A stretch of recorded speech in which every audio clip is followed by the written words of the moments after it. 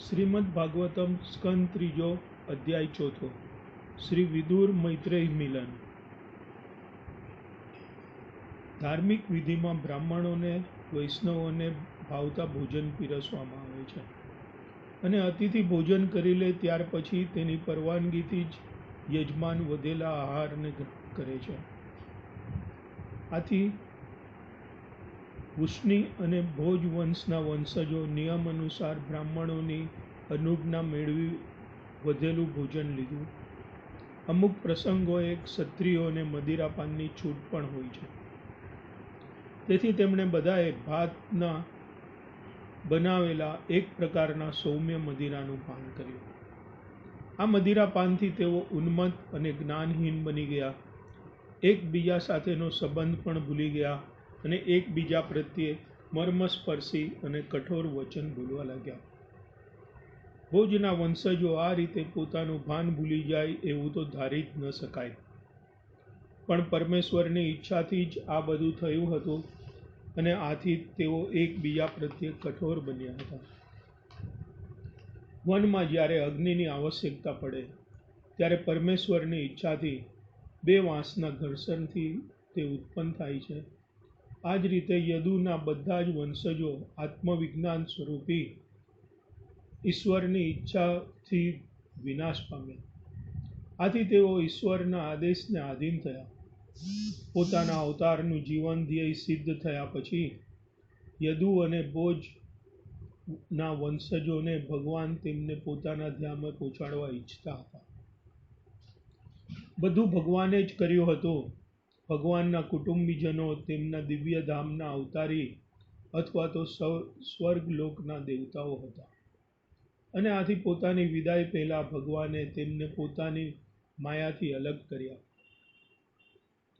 ઉદ્ધવજી જ્યારે દ્વારિકામાં હતા ત્યારે ભગવાને પોતાનો દેહોત્સર્ગ પછી યદુવંશના વિનાશની જે આપત્તિ આવી પડવાની હતી તેનાથી તેમને મુક્ત રાખવા માટે ચેતવ્યા હતા.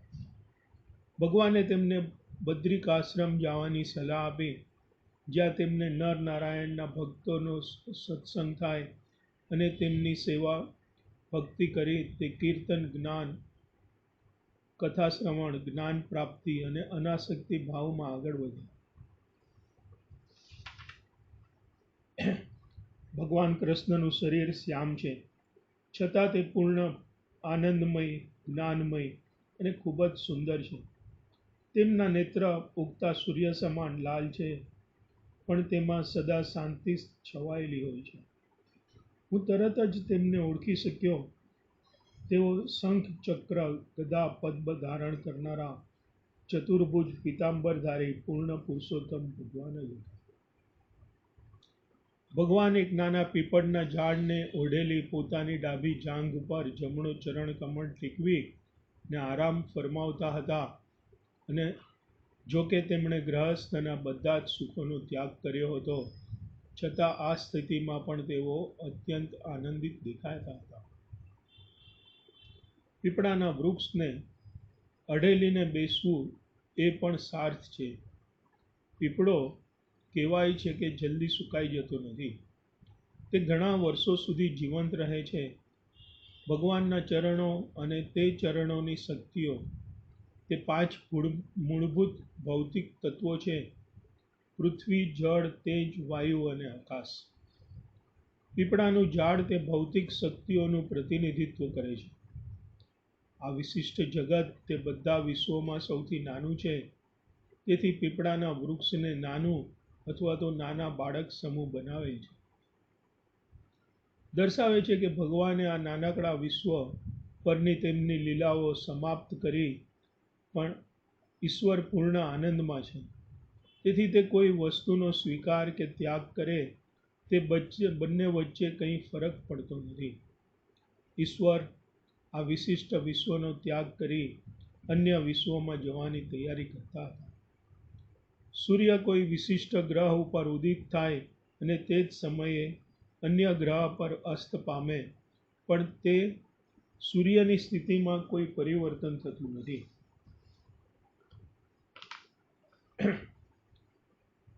કોઈ ભાગ્યશાળી આકસ્મિક ઘટનાથી જ્યાં ભગવાન શ્રી કૃષ્ણ આરામ કરતા હતા તે સ્થળે મૈત્રેય પહોંચ્યા.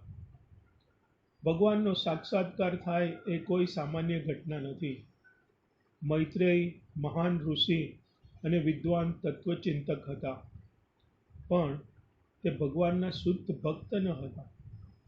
શુદ્ધ ભક્તો હંમેશા શુદ્ધ ભક્તની પ્રવૃત્તિઓમાં જ મગ્ન હોય છે અને ત્યાર પછી તેમનો નૈસર્ગિક રીતે ઈશ્વર સાથે સાક્ષાત્કાર થાય છે. પરંતુ આ ભૂમિકાએ પહોંચ્યા પહેલાં જ કોઈને ભગવાનનો સાક્ષાત્કાર થઈ જાય તો તે અજ્ઞાત રીતે અચાનક સમર્પણ ભાવથી ભગવાનની થઈ ગયેલી સેવાથી પ્રાપ્ત થયેલા સદભાગ્યને જ પ્રાપ્ત હોય છે.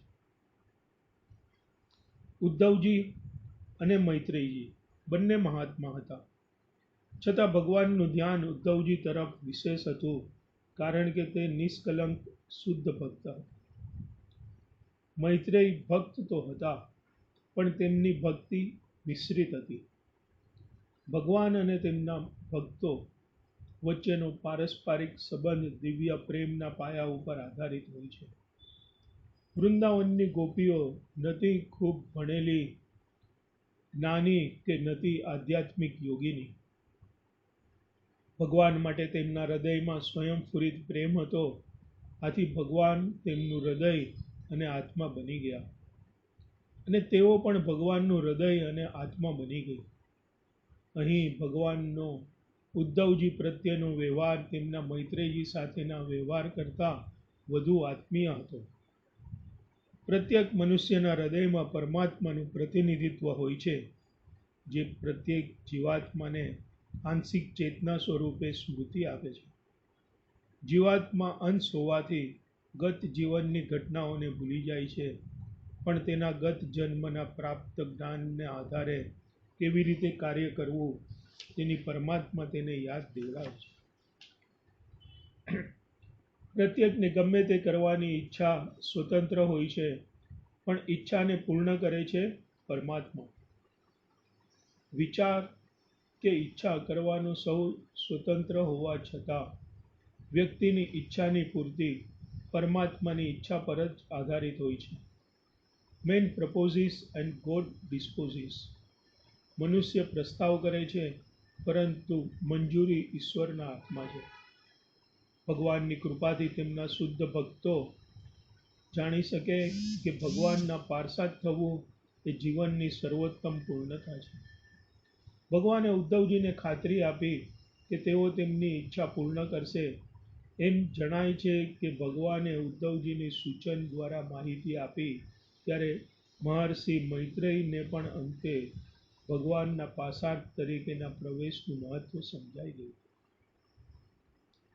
ભગવાન આ વિશ્વના નિવાસીઓની દ્રષ્ટિથી અદૃશ્ય થવાની તૈયારીમાં એકાંત સ્થળે બેઠેલા હતા અને ઉદ્ધવજી ભાગ્યશાળી હતા કે તે સમયે પણ તેમના દર્શન કરી શક્યા. ભગવાન તો સદા સર્વત્ર ઉપસ્થિત હોય જ છે, તેથી તેમનું પ્રગટ કે અપ્રગટ થવું એ ફક્ત અમુક વિશ્વના નિવાસીઓને અનુભવ હોય છે. તેઓ સૂર્ય સમાન છે. આકાશમાં સૂર્ય દેખાય કે ન દેખાય એ ફક્ત મનુષ્યની દ્રષ્ટિનો જ અનુભવ છે. તેમને સૂર્ય સવારમાં ઉગતો અને સાંજે આથમતો દેખાય છે. સૂર્ય તો હંમેશા હયાત જ હોય છે. તે રીતે ભગવાન પણ એક સમયે વૈકુંઠમાં તેમજ વૈકુંઠ બહાર પણ સર્વત્ર ઉપસ્થિત જ હોય છે. ભગવાનના દિવ્ય જ્ઞાનને લીધે તત્વજ્ઞાનના તર્ક વિતર્કમય વાદ વિવાદો સાથે શુદ્ધ ભક્તને ઝાઝી લેવા દેવા નથી હોતી. વળી ભગવાન અંગેનું પૂર્ણ જ્ઞાન પ્રાપ્ત કરવું શક્ય પણ નથી. ભગવાન અંગેનું ભક્તોનું જ્ઞાન ભલે ગમે તેટલું સીમિત હોય, પણ તેમના માટે તે પ્રાપ્ત છે, કારણ કે તેમને તો ફક્ત ભગવાનની દિવ્ય લીલાઓમાં કીર્તન ગાવામાં અને સાંભળવાથી જ સંતોષ મળી જતો હોય છે. આનાથી તેમને દિવ્ય આનંદ મળે છે. પુરુષોત્તમ ભગવાન અને નિરાકાર બ્રહ્મ વચ્ચે કોઈ ભેદ નથી. નિરાકાર બ્રહ્મ ભૌતિક અને આધ્યાત્મિક રીતે કંઈ જ નથી કરતું એમ કહેવામાં આવ્યું છે, તો પછી ભગવાન આટલી બધી વસ્તુઓ શી રીતે કરે છે? જો ઈશ્વર અજન્મા હોય તો તે વાસુદેવ અને દેવકીજીના પુત્ર રૂપે શી રીતે જન્મ્યા? સૌથી ભયંકર કાલને પણ જો તેમનો ભય લાગતો હોય તો જરાસંઘ સાથેના યુદ્ધ સમયે ભયભીત થઈને તેમણે દુર્ગમાં આશ્રય કેમ લીધો? જે આત્મરત હોય તે અનેક સ્ત્રીઓના સહવાસનો આનંદ કેમ માણે? તે પોતાની પત્નીઓ સાથે ગૃહસ્થની જેમ જીવન જીવતા જીવતા કૌટુંબિક સભ્યો, બાળકો, સગાઓ અને મા બાપના સહવાસનું સુખ કઈ રીતે માણી શકે? આ બધી દેખીતી રીતે વિરુદ્ધ ઘટનાઓ ખૂબ ભણેલા વિદ્વાનોને પણ ભ્રમિત કરે છે. આવા ભ્રમિત વિદ્વાનો સમજી શકતા નથી કે પરમેશ્વરનું અકર્તાપણું સત્ય છે અને તેમના કર્મો માત્ર નાટક કે અભિનય જ છે.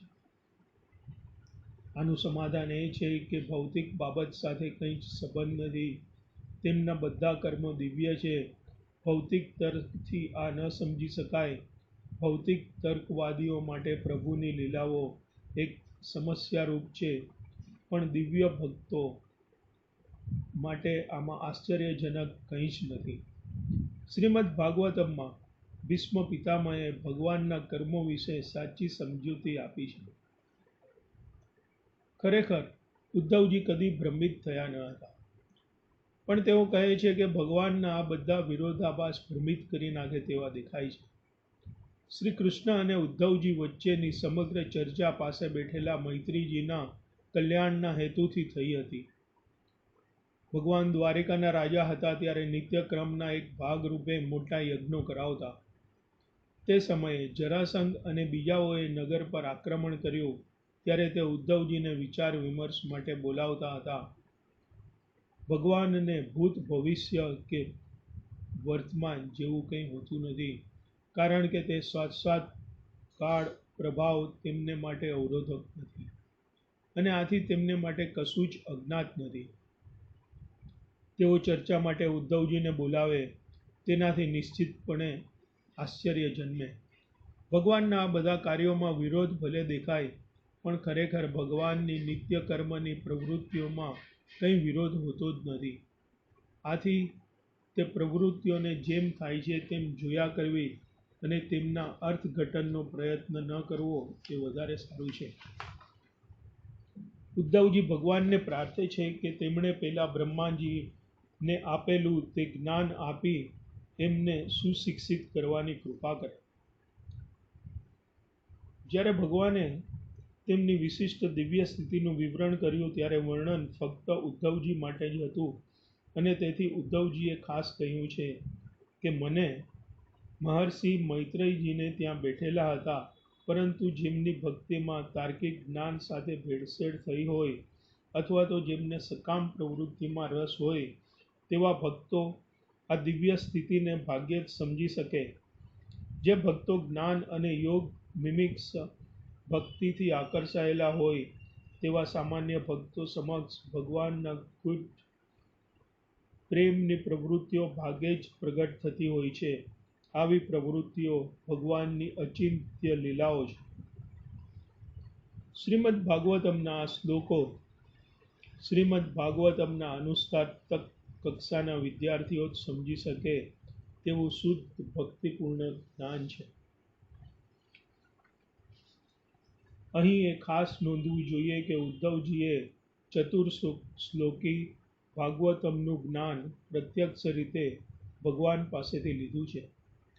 જ્યાં સુધી વ્યક્તિ જાગ્રત થઈ ઉદ્ધવજીની ભૂમિકાએ ન પહોંચે અને ભગવાન ચૈતન્યએ પ્રદર્શિત કર્યો હોય તેવો ભગવાન પ્રત્યેનો દિવ્ય પ્રેમ ધારણ કરી તેમના વિરહની સતત વેદના ન અનુભવે ત્યાં સુધી તે ભાગવતમના આ મહત્વના 4 શ્લોકોને સાચો ભાવાર્થ તો ન જ સમજી શકે. ઉદ્ધવજી માટે ભગવાનનો વિયોગ અસહ્ય હતો અને તેથી તેમણે ભગવાનના આદેશનું પાલન કરવા માટે બદ્રિકાશ્રમ તરફ પ્રસ્થાન કર્યું, કારણ કે સ્વયં ભગવાન અને તેમનો આદેશ એ બંને અભિન્ન છે. હિમાલયમાં નરનારાયણ નામક ઋષિઓનું ધામ બદ્રિકાશ્રમ હિન્દુઓ માટે મહાન યાત્રાધામ છે. આજે પણ સેંકડો અને હજારો હિન્દુઓ પુરુષોત્તમ ભગવાનના અવતાર નરનારાયણના દર્શને જાય છે. હિમાલયમાં જ્યાં લગભગ 4 માસ બરફ હોય છે એવા કપરા સ્થાને તે રહે છે. વિદુરજીને સમાચાર સાંપડ્યા કે કુરુક્ષેત્રના યુદ્ધના પરિણામે તેમના મિત્રો અને સગાઓનો નાશ થયો, તેવી જ રીતે તેઓ યદુવંશનું પણ વિનાશ સર્જાયો હતો અને ભગવાન શ્રી કૃષ્ણનો પણ દેહોત્સર્ગ થયો હતો. આ સર્વના પરિણામે થોડા સમય માટે તો તે શોક સાગરમાં ડૂબી ગયા. વ્યક્તિએ ઉચ્ચતર દિવ્ય જ્ઞાનથી આવા શોકને જીતી લેવાની કળા શીખવાની હોય છે.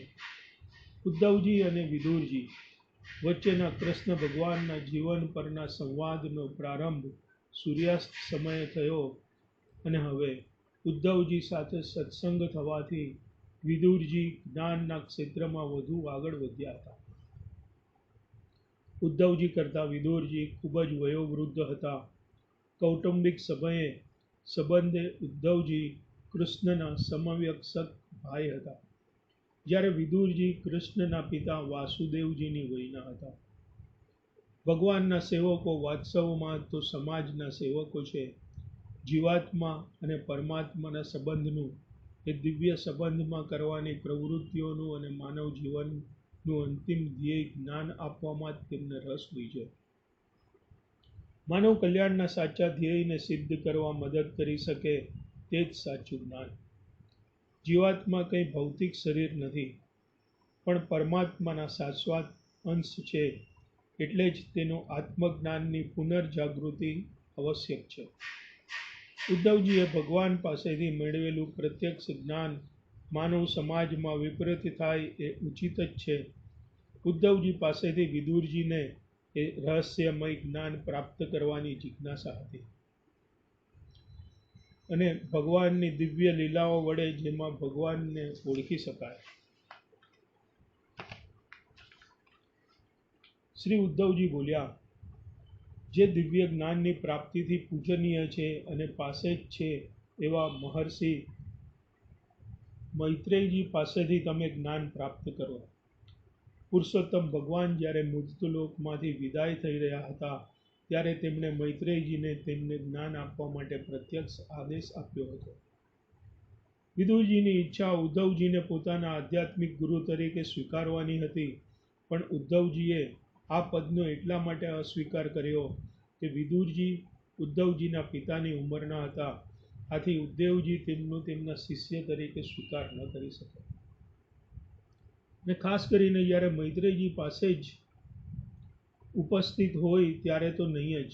નિયમ એવો છે કે વ્યક્તિએ વડીલોની ઉપસ્થિતિમાં ઉપદેશ આપી દેવાની આતુરતા ન દાખવવી, ભલે ને તે પરંપરાગત અને સક્ષમ કેમ ન હોય.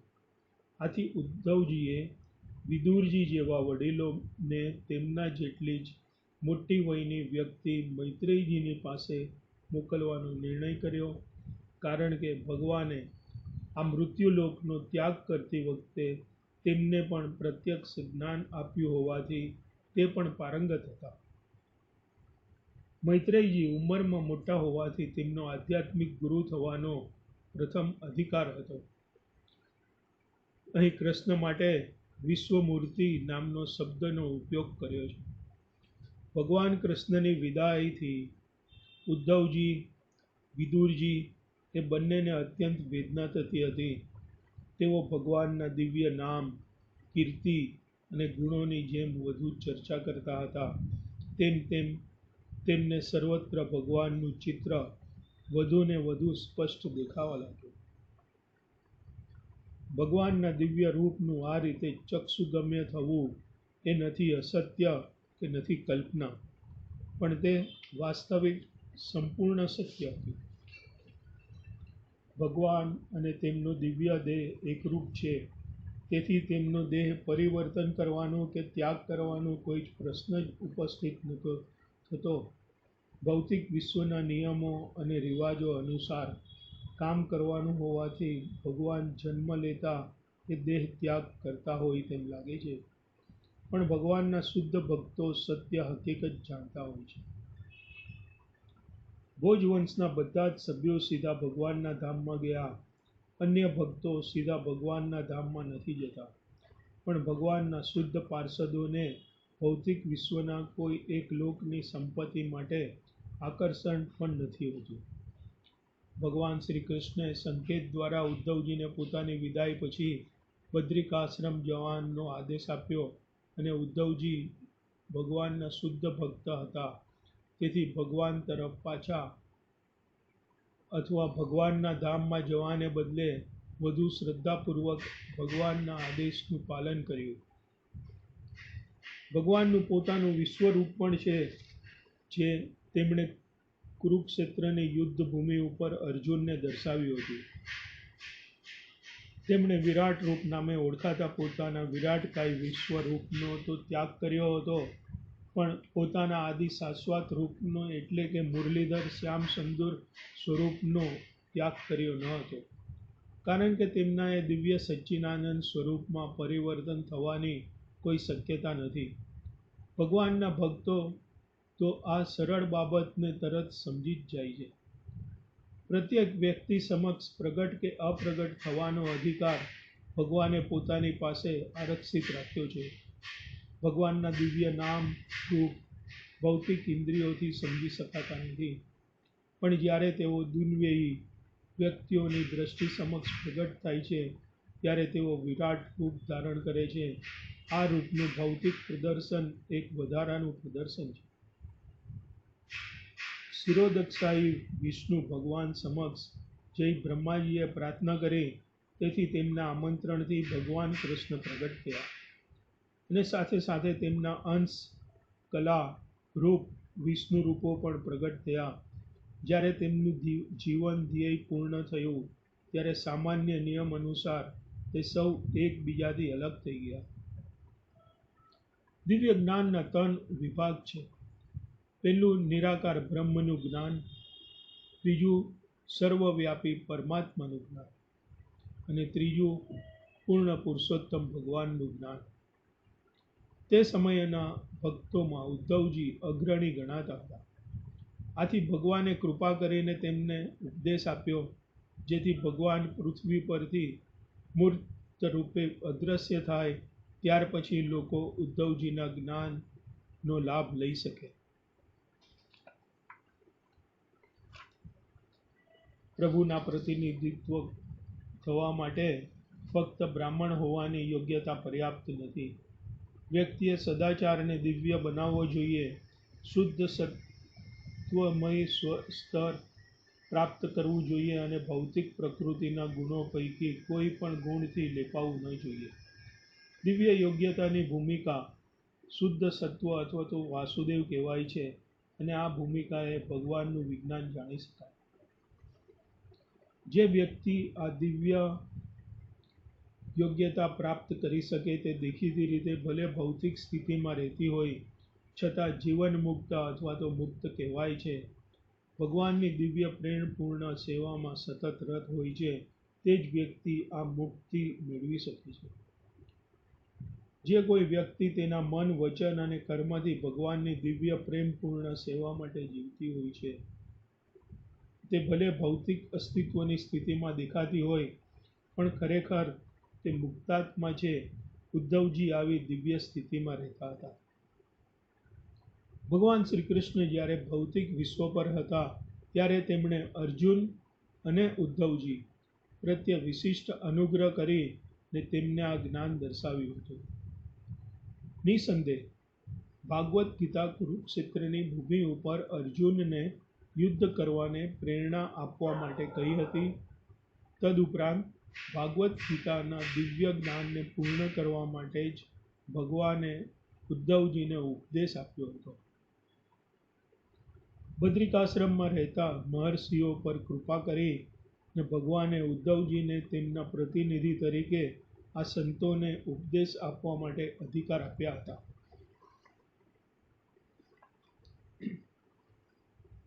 મહર્ષિઓ જેને વિશે જાણવા અથાગ પ્રયત્નશીલ હોય છે, તે પરમાત્મા ભગવાન કૃષ્ણના દિવ્ય પ્રશંસનીય પ્રાગટ્ય અને અપ્રાગટ્ય લીલાઓ અને અન્ય લીલાઓ રૂપ વિષય વસ્તુને પણ વિદુરજીએ ઉદ્ધવજી પાસેથી સાંભળ્યું.